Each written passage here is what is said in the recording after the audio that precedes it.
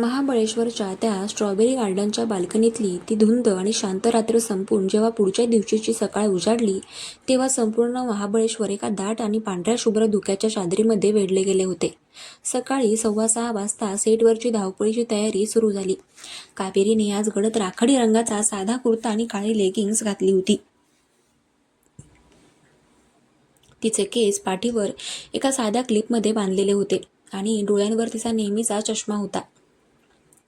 काल रात्री मंदारच्या मिठीमध्ये घालवलेले ते काही सेकंद तिच्या मनामध्ये अजूनही एक वेगळीच खळबळ उडवून देत होते. पण ती स्वभावाने खूप व्यावसायिक होती. तिने सेटवर येताच स्वतःचे वैयक्तिक विचार बाजूला ठेवले आणि हातामध्ये वॉकी-टॉकी घेऊन ती दिग्दर्शकांच्या शेजारी उभी राहिली. "मॅम, आजचा हा शेवटचा आणि मुख्य शॉट खूप महत्त्वाचा आहे. जर धुकं ओसरण्यापूर्वी आपण हा शॉट घेतला नाही तर पूर्ण म्युझिक व्हिडिओचा मूड खराब होईल." पण मंदार सर अजून आलेले नाहीत, मुख्य कॅमेरामॅनने कावेरीला सांगितले. कावेरीने घड्याळाकडे पाहिलं. 6:40 झाली होती. तिने वॉकी-टॉकीवर राहुलला आवाज दिला. "राहुल, मंदार कुठपर्यंत पोहोचलाय? त्याला सांगा की लाईट्स आणि कॅमेरा रेडी आहेत." तितक्यात धुक्यातून वाट काढत मंदार सेटवर आला. त्याने आज पांढरा ओव्हरकोट आणि निळी जीन्स घातली होती. त्याचे विस्कटलेले केस आणि चेहऱ्यावरचा तो शांत लुक नेहमीप्रमाणेच डॅशिंग वाटत होता. त्याने सेटवर येताच पहिल्यांदा कावेरीकडे पाहिले. दोघांच्या नजरा एकमेकांना भिडल्या. कावेरीने अत्यंत व्यावसायिक रीतीने त्याला फक्त मान हलवून होकार दिला, पण तिच्या डोळ्यांमध्ये काल रात्रीचा तो मऊ कोपरा जिवंत होता. मंदारनेही हसून तिची मूक संमती स्वीकारली आणि तो थेट पियानोपाशी जाऊन बसला. "ॲक्शन!" दिग्दर्शकाने माईकवरून आदेश दिला. मंदारने पियानोवर बोटे फिरवली आणि गाण्याच्या शेवटच्या ओळींचे मूक अभिनय सुरू झाले. आज त्याच्या अभिनयामध्ये आणि गाण्यामध्ये एक वेगळाच जिवंतपणा होता, कारण आता ते गाणे केवळ एक व्यावसायिक ट्रॅक राहिले नव्हते, तर त्यामध्ये कावेरीबद्दलच्या त्याच्या खऱ्या भावना उमटत होत्या. कॅमेरा त्याच्या चेहऱ्याच्या क्लोज-अप शॉट्स घेत होता. कावेरी मॉनिटरमध्ये त्याचे ते बोलके डोळे पाहत होती. संपूर्ण क्रू मेंबर्स मंत्रमुग्ध होऊन तो शॉट पाहत होते. "कट. अप्रतिम मंदार. खूपच सुंदर शॉट मिळालाय आपल्याला. That's a wrap guys." महाबळेश्वरचे शूटिंग पूर्ण झाले आहे, दिग्दर्शकाने उत्साहाने घोषणा केली आणि संपूर्ण स्टेजवर टाळ्यांचा कडकडाट झाला.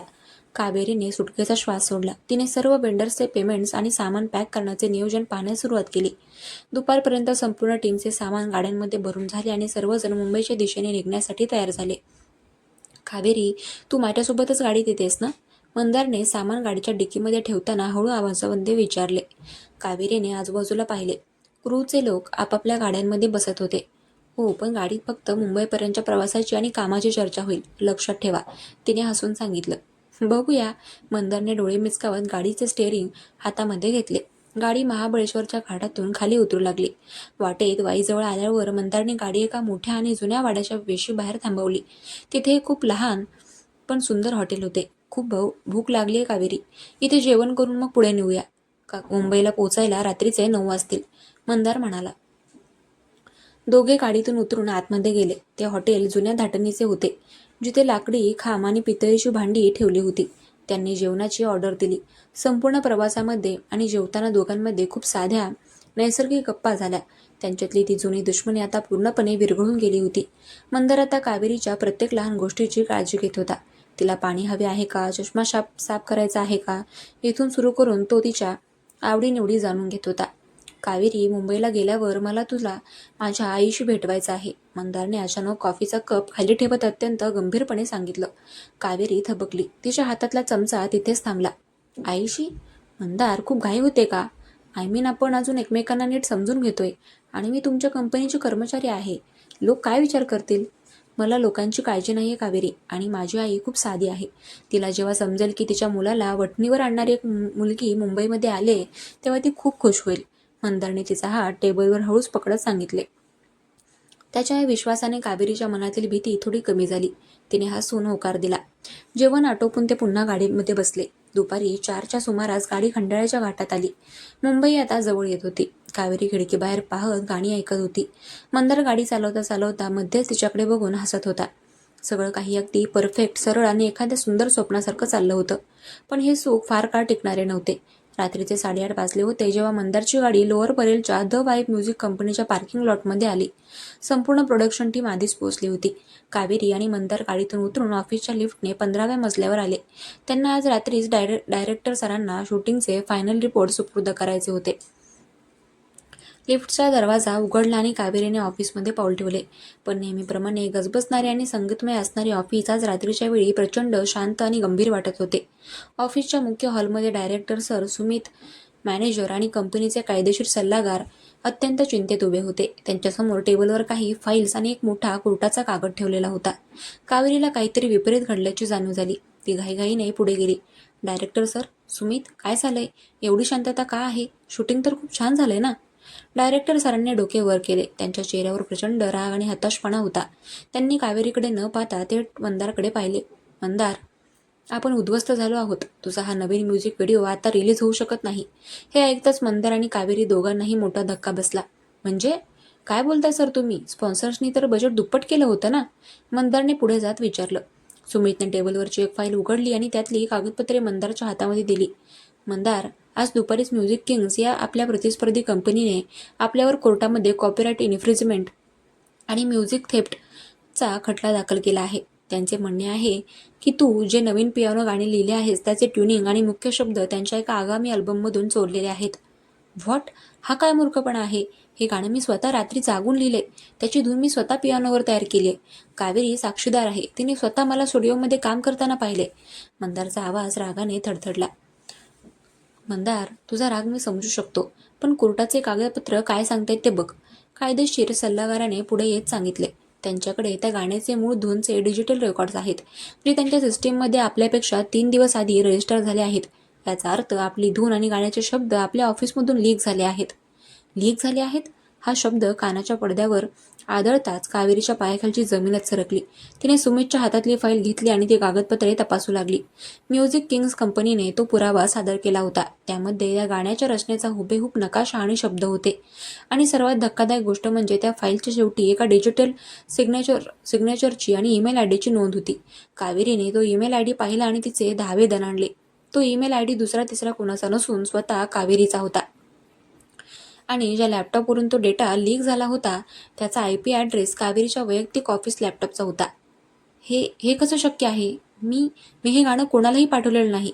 माझ्या लॅपटॉपचा पासवर्ड फक्त मलाच माहिती आहे. कावेरीचा आवाज थरथरू लागला. तिच्या डोळ्यांमधून अश्रू वाहू लागले. तिने डायरेक्टर सरांकडे पाहिलं. सर, प्लीज माझ्यावर विश्वास ठेवा. मी माझ्या कामाशी कधीच गद्दारी करणार नाही. डायरेक्टर सरांनी अत्यंत कडक आवाजामध्ये सांगितले. कावेरी, कायदेशीर पुरावे तुझ्या लॅपटॉपकडे बोट दाखवत आहेत. महाबळेश्वरला जाण्यापूर्वी त्या गाण्याची रफ ऑडिओ फाईल फक्त तुझ्याकडे आणि मंदारकडे होती. मंदार स्वतःचे गाणी स्वतः का चोरेल? म्युझिक किंग्स कंपनीने तुला किती पैसे दिले हे सांगायला तू बांधील आहेस. सर, मी पैसे घेतलेले नाहीत. हा कोणीतरी रचलेला कट आहे. कावेरी रडत ओरडली. तिने अत्यंत आशेने मंदारकडे पाहिले. तिची पूर्ण खात्री होती की मंदार तिच्या पाठीशी उभा राहील, कारण त्याने तिच्या मनाचे खरेपण पाहिले होते. मंदार, प्लीज सांगा त्यांना, मी असं करू शकत नाही. तुम्ही तरी माझ्यावर विश्वास ठेवा.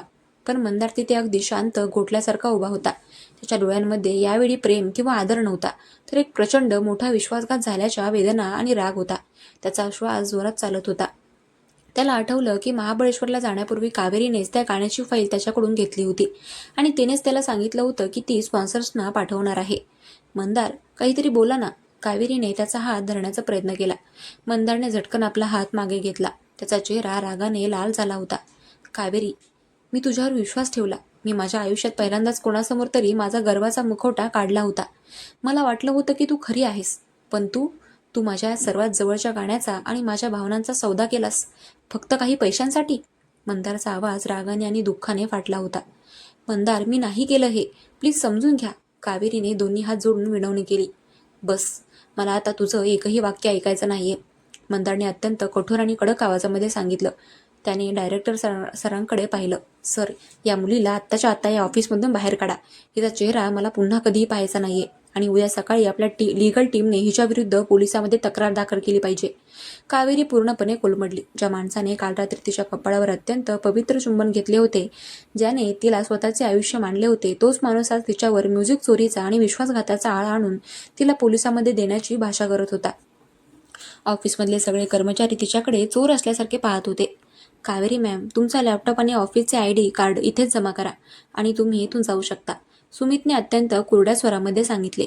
कावेरीने रडत रडत आपले ID कार्ड टेबलवर ठेवले. तिने एक शेवटची नजर मंदारवर फिरवली. मंदारने आपले तोंड दुसऱ्या बाजूला वळवले होते. तिचे हृदय 1000 तुकड्यांमध्ये विखुरले गेले होते.